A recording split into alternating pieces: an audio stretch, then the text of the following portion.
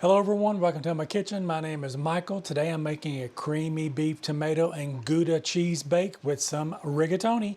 Stick with me and let's get started with that. All right, so I've got a pot of water on the stove and I've got a tablespoon of salt in that, and I've got that come up to a boil now, and I've got 12 ounces, about 340 grams of rigatoni.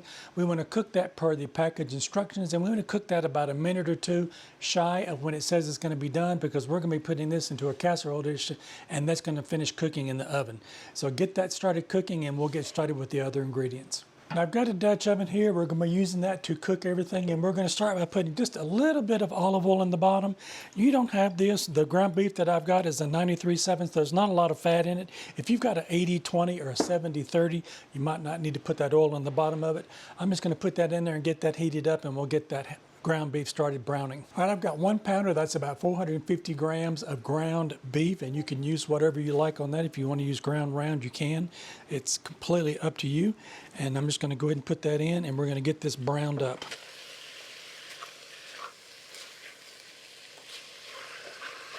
All right, my ground beef has browned nicely, and I'm just going to give that one last little stir here. That's going to continue to cook. If you want to cook that almost to 100%, you can. Now with that, I'm going to add in 1 onion. This is a sweet Vidalia onion. If you've got just a regular sweet onion, you can use those. If you don't have those and they're not in season, then just use any onion that you got. They'll all work. That's about 200 grams. We want to cook this and saute this for about 5 to 6 minutes until that onion becomes translucent.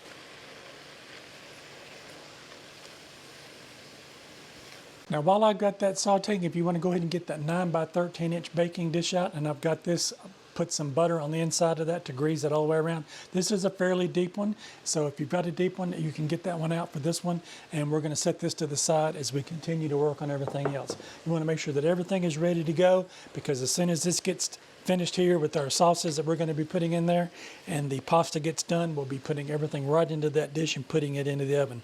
This is going to come together really quickly, and this is going to be one of those meals that's going to be really right for a fast type meal. All right, it's been about 5 minutes now, and my onions are translucent, so I'm going to go ahead and add my garlic in. And to that, I've got about 4 cloves of garlic, and I've got that minced up. You can put in as much of this as you like. I really like the flavor that this is going to add to it. Now with our garlic, we want this to saute for about 30 seconds to a minute. Any longer than that before we put our next ingredients in. It does have a tendency to want to try to burn, so just give that a good stir around there, about 30 seconds to a minute, and we'll go ahead and start adding everything else in. Now this is 4 tomatoes that I had here, and I diced those up. These are in pretty big dices. I really like the texture that this is going to add to it, so you can cut those up as small or as large as you like. As you can see here, I've got those in a fairly nice sized dice.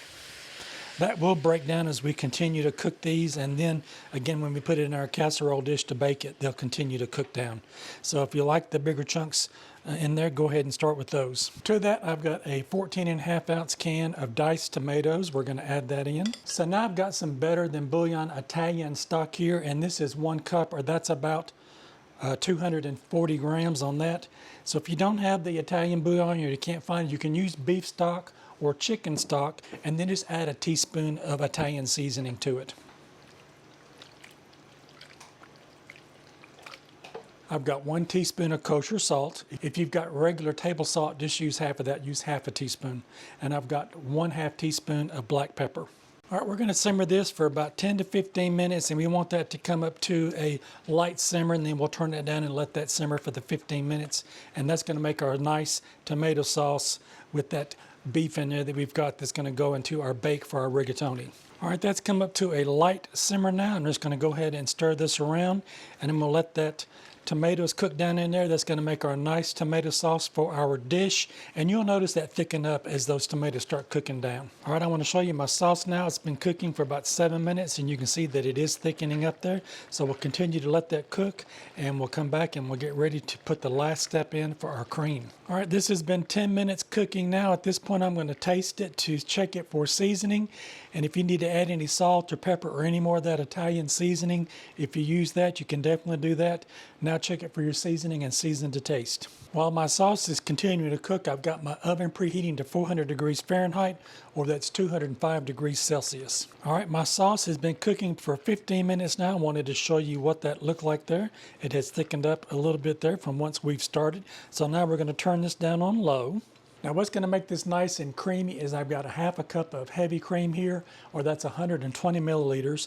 And again, turn that flame down on low. If you've got electric eye there or induction, turn that down on low, because we don't want this to get burnt as it continues to cook or scorch. So let's get that stirred in there, and we want to let this cook, warm up for about 2 minutes. Now that is looking nice and creamy. It's been 2 minutes. I wanted to show you what the mixture is looking like now. Now let's get our cheeses in there, because don't we all love cheese? Now this is a shredded Gouda cheese. This is 1 cup, or about 113 grams. This is a cup and a half of shredded cheddar cheese, or about 170 grams. And I'm going to put in a cup of that, so that'll be about 120 grams. We're going to leave some back for the garnish on the top. But we've got that grater right in that block of cheese still. We can put some more on the top. Now I've got 3/4 of a cup of grated Parmesan, and I'm going to go ahead and add that in. All right, now to that, I'm going to give all that a stir around, and we want that cheese to get all nice and melted in there. And then we're going to go grab that pasta, because it is ready. Now with my pasta, I put that into a strainer and drain that off, and then I put it back into some cold water because I didn't want it to cook anymore, and I definitely didn't want it to stick. I don't want to put any oil on that while I'm trying to get these sauces in there, because the oil could repel the sauces, and we definitely don't want that. We want that to get into all those nice crooks and crannies of our rigatoni. So just put it back with just a little bit of cold water, and when you get ready to mix it in here, just drain it off again, and you can mix it in. All right, so I got my drained rigatoni now, and I'm going to go ahead and add that to my mixture. Now let's blend all that in. All right, I've got everything mixed together now. I'm going to transfer this to my 9x13 dish. I put just a little bit of that sauce in the bottom of there to cover the bottom, and then I'm going to go ahead and spoon the rest of it in. All right, I've got everything transferred to that baking dish now, and like I said earlier, if you've got a deep one, definitely get that out, because you will fill up just a standard size one almost to the top of that. So now I'm going to take my grated cheddar cheese that I've got here, and I'm going to go ahead and put the rest of that around on the top. All right, so I've got that cheddar cheese out, now I'm going to go ahead and grate some more on the top of that, because I really like a nice coating of that cheese on the top. And to that, I'm going to put some more of my Parmesan cheese on the top as well. So I'm just going to grate a little bit more of that on the top. All right, I've got my cheeses on there now. Now I've got some grape tomatoes, and I'm going to go ahead and put those on the top. And I've just taken those and just cut those in half. Now we'll have that full recipe in the description box along with the instructions on there, so you can follow along with that. This is about a cup of tomatoes. All right, I've got my dish here ready to go. Now I've got it on this baking tray because I don't want any mistakes in case it wants to try to bubble over the sides. And especially if you're using one that's not as deep as this one, put something under it, that way you can keep your oven clean. We want to put that into that preheated oven. We want to cook this for about 20 to 25 minutes. We want that cheese to be nice and melty, and those ingredients to be a little bubbly on the sides. So I'll come back and we'll take a taste test of this, and I'll show you what it looks like. And I'm back, and my dish is ready to go. It was bubbling hot. And if you want to, you can actually put it back under the broiler if you want to for a minute or two. I wouldn't put it under there too long, because that can really get carried away with you really quickly. So you just want the cheese to melt on it, but if you want it a little bit browner, you can definitely put it under the broiler. And I've let it sit here for about 10 to 15 minutes so it can cool down a little bit. And that's just going to help it get its shape and get ready to go. So let's give this a cut and give us a piece of this out of here. So I like the kind of center sections of it, but I'm going to go ahead and cut one of these corner pieces here. This looks really nice. Run this down the side. Look at that. That looks nice and juicy. Delicious. All right, so I've got me a nice portion of that now. Now I've got me some fresh herbs here. I've got some basil. I've got some parsley. And I've got a little bit of oregano.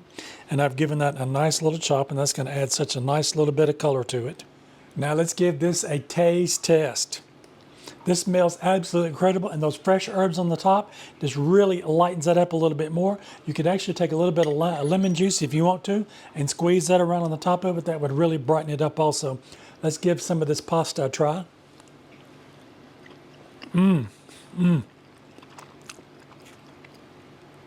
Those cheeses in there, those spices, those tomatoes, absolutely delicious. The pasta is cooked to perfection.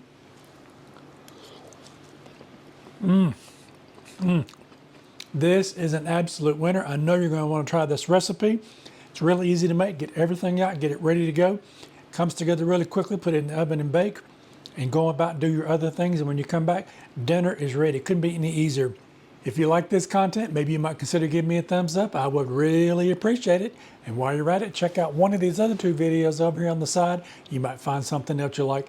Don't forget to like, share, and subscribe.